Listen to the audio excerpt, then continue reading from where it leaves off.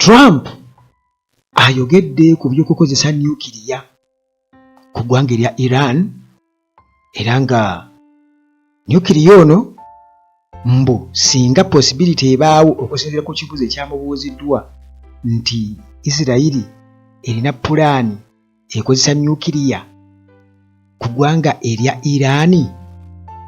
Kaakati munnange nze ntera okubagamba wano nti tosobola kulota kintu ky'otalabangako ate era ewali omukka tewabula muliro, wabula nti okwogera ku nsonga eno era kirina obubonero obwekusifu obukirimu nti bw'oba osiriikira n'olowooza otandika okulowooza nti omuntu bwe babeera mu kulwana ng'akuba nga alina amaanyi yakuba panchi ez'akasukazi ezirandinga obulungi zikwasa, ate lwaki yalirumye? Lwaki yandisazeewo akozese n'amannyo? Kubanga okukozesa amannyo kiba kitegeeza nti oggyeeyo ekyokulwanyisa ekyandibadde kisembayo mu kwetaasa nga oba oliawo emikono n'amagulu tebisobodde kutaasa oba kukweyimirira. Bwintu bwenyinza okubeera nga nkinnyonnyola kubanga munnange buno bunkenke bwennyini kugambye obuliwo ku ggwanga erya Amerika, Isirayiri ne Iran, then okusaasaanira ensi yonna oluvannyuma lwa President Donald Trump okubeera nga ayogera ku kya Isirayiri ne Iran okulwanagana okuliwo nga Amerika yeekuumyemu omutwe ku kyokubeera nti wayinza okubeerawo possibility oba okulowooza nti atukozeseko ku nukiriya mu lutalo olugenda mu maaso, ongoing geopolitical crisis. Kaakati munnange Trump yabadde wali ku White House nga addamu ebibuuzo eby'abalipoota era nga waliwo eyamubuuziza ekibuuzo nga akijja ku kwogera kwa David Sachs era nga kino kireeseewo muganda wange abantu okubeera nga bakyogerako nti lwaki kyogeddwako? Jjukira nti nga Amerika ereetera okulumba Iran najja ne mbagamba wano nti waliwo eyabadde mu lukiiko olumu mbu naawe olugambo nti enteekateeka okulumba Amerika enteekateeka okulumba Iran zaawedde dda era essaawa yonna bagirumba, tuba tuli awo olwali olugambo nga lukoze eki nga lufuuse olutuufu. Kakati munnange ba analysts mu nsi yonna nga bagezako kutegeera kiki ekiyinza okuddirira singa muganda wange embeera eno mu Middle East eyongedde okubeera nga yeekanama etuuka ku ssa eryo. Kakati gwe munnange ampuliriza oyinza okutandika okugamba nti kakati gwe ebyo mulimu. Njagala okubuulira nti ssekawuka kaali kakulumyeko bagamba nti bw'okalaba okadduka ate era amazzi gakulukutira gye gaali gakulukutidde. Tusooka ne tuddayo mu byafaayo kino kyali kibaddewo okwo tukimanyi bulungi nnyo teggwanga erya Amerika lyakwata atomic bombs 1985 Second World War ne zirisuula ku bibuga bibiri eby'eggwanga erya Japan, Hiroshima nnaku z'omwezi nga 6 omwezi gwali gwa 8/1945. Eggwanga lino litulabye erya United States of America lyakwata bbomu zino era nga ze zaasookera ddala era nga ze zaasembayo atomic bombs okubeera nga bazisuula ku ggwanga erya Japan ku bibuga bibiri.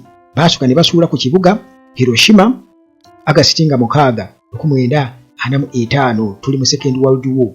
Kakati bbomu eno gye baasuula ku Hiroshima baali bagituuma erinnya Little Boy.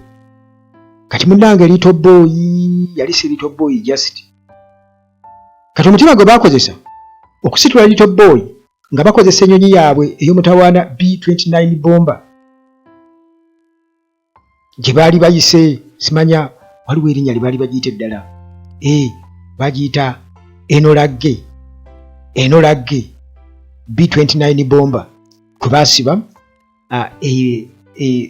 nukiriya bbomu eno, bbomu ey'obutwa gye bayita little boy. Munnange abantu kukakkana wakati w'emitwalo 78 baafa, abo baafiirawo immediately.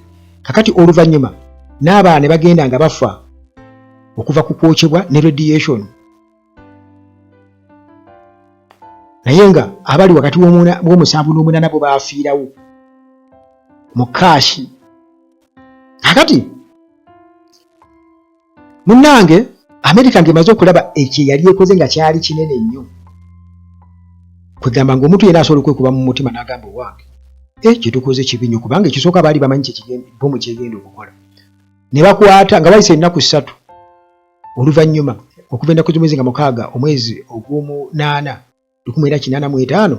Kakati ennaku z'omwezi nga 9 wakati ennaku 3 era omwezi gwe gumu ogw'omunaana 1985 ne basitula ennyonyi era y'emu B29 bomba, bwetyo n'etwala bbomu ey'okubiri nga bali babivuddeko nadde eby'olutalo bali mu kwetaasa. Abantu bafa olw'okwokyebwa, abaafiiridde baafudde, ate nga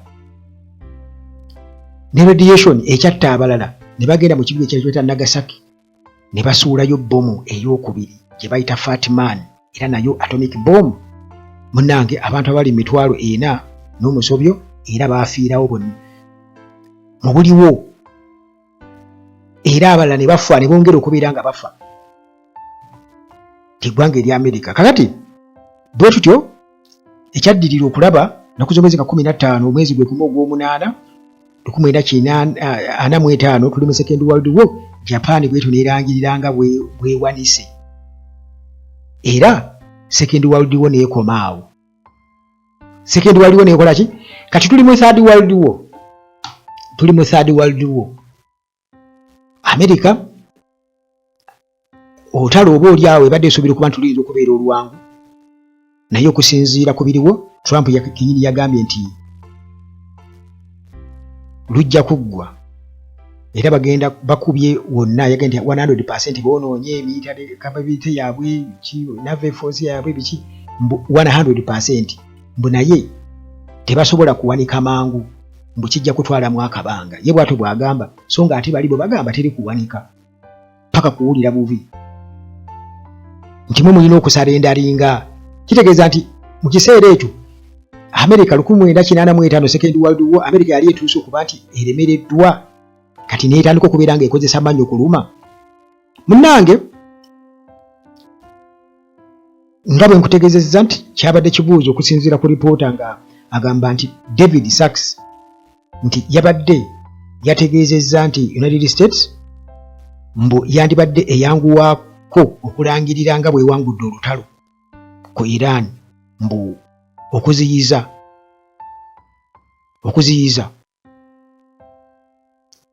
embeera ey'okubateeka mu lutalo olw'ebbanga eddene, oba America okubeera mu conflict eno ey'obulabe ennyo okugiwangaaliramu, era mbu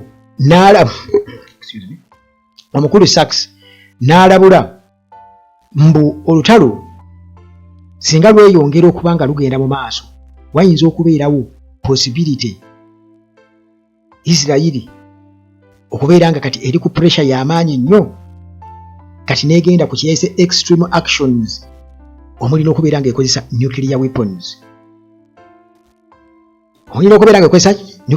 Kakati bino nga bwewulira lipoota bw'abyogera nti yabiwulidde kuva ku Sachs, Trump yadde yayanguye okubeera nga abidismissinga nga abiwakanya, era n'agamba nti ye tannakiwulirako nga Sachs akyogera,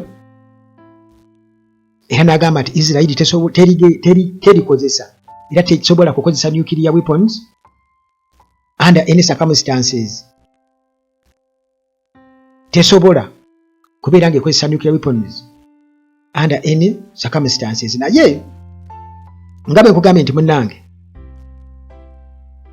nti bwe kuba kubagulizaako teera ensonda ziba nsonda, kubanga waliwo obutasobala.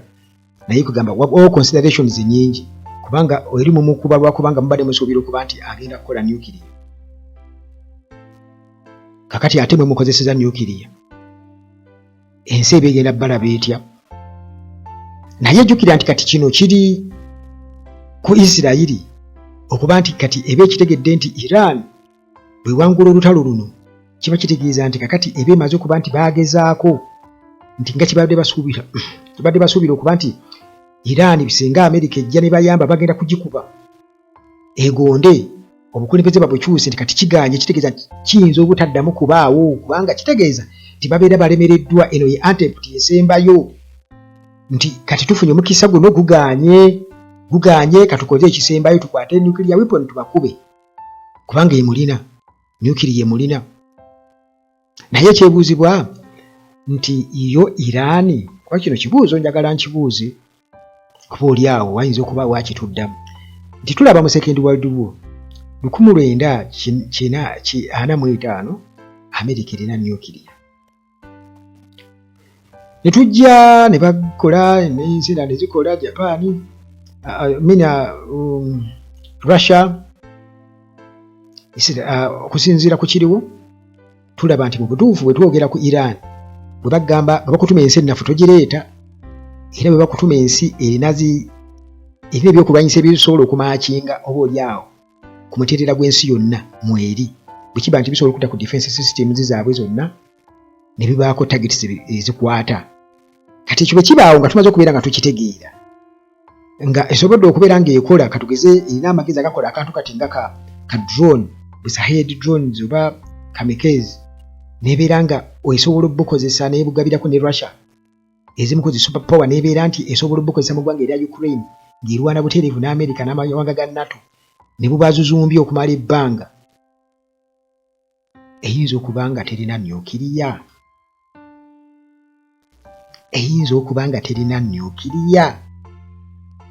ekyo kibuuzo nti emyaka giri gyonna babadde ne nukiriya kuba bwe bamukozeseza mu 1945 kitegeeza baamulina ne mu First World War kitegeeza mu 1800 baali bamulina. Nze bwe nkiraba kati Iran okutuusa mu kyakya kino tuli mu 2026 Iran ng'esobola okulaga performance eyo nebeera nga terina nukiriya nti ebadde erowooza bulowooza kukola nti amagezi manene enyangu ku yo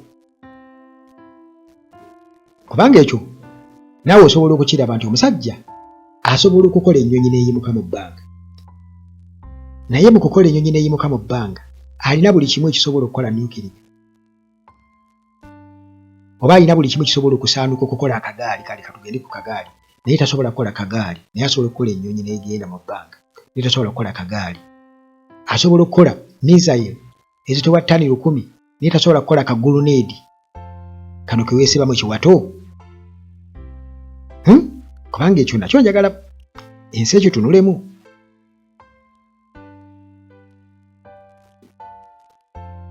Obuzibu bwe buli awo bw'amaanyi naye nga obubonero obwo bwonna bulaga nti waliwo anyigiriziddwa beyond expectation eri asuubira okuba nti oba ekintu kino kiyinza okuba ekyangungu naye bw'atunulamu gye biraga n'ebyakoonoonebwa mu ggwanga lye alaba nga kikyali kituuza. Omanyi kati osobola waliwo omuntu omu gwe nalabako ng'alwana naye nga talekeraawo nga bamukuba naye nga talekeraawo kati eyali amukuba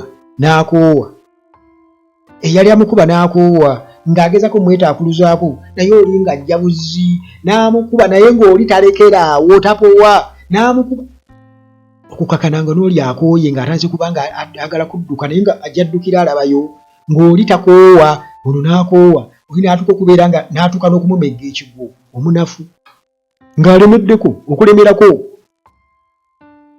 Kakati oyinza okukutwangula omusajja n'omugamba nti ng'olowooza bigenda kukoma kumbe itakoma talekera awo